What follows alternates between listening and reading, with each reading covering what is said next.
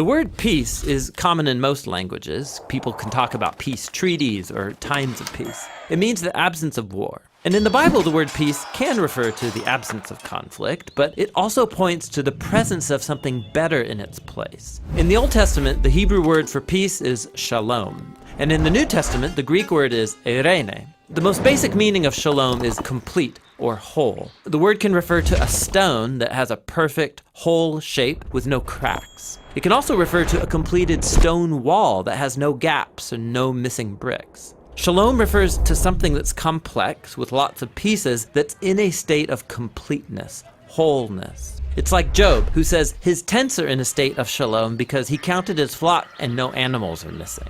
This is why shalom can refer to a person's well-being. Like when David visited his brothers on the battlefield, he asked about their shalom. The core idea is that life is complex, full of moving parts and relationships and situations, and when any of these is out of alignment or missing, your shalom breaks down. Life is no longer whole, it needs to be restored. In fact, that's the basic meaning of shalom when you use it as a verb. To bring shalom literally means to make complete or restore. So Solomon brings shalom to the unfinished temple when he completes it. Or if your animal accidentally damages your neighbor's field, you shalom them by giving them a complete repayment for their loss. You take what's missing and you restore it to wholeness.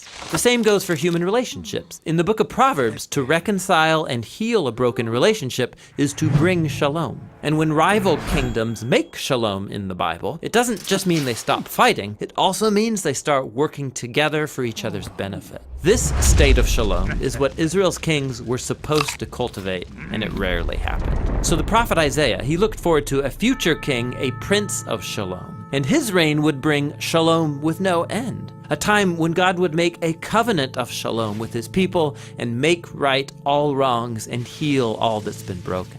This is why Jesus' birth in the New Testament was announced as the arrival of eirene.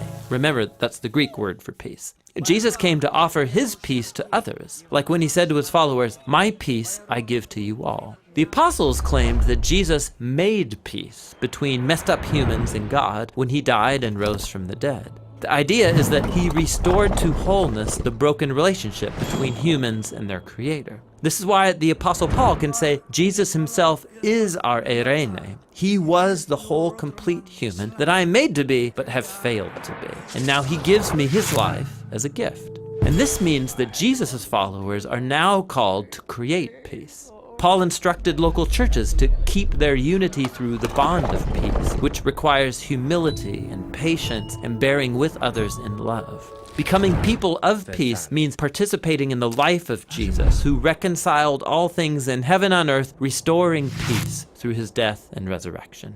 So peace takes a lot of work, because it's not just the absence of conflict. True peace requires taking what's broken and restoring it to wholeness, whether it's in our lives, our relationships, or in our world. And that's the rich biblical concept of peace. Hey, thanks for watching this word study video by the Bible Project. We make lots of other videos, and they're all about showing how the Bible is a unified story that leads to Jesus. You can go to our website, thebibleproject.com, see what we're working on, and even jump in to pitch in a few bucks to the next one. Thanks for being a part of this with us. Thanks, you guys.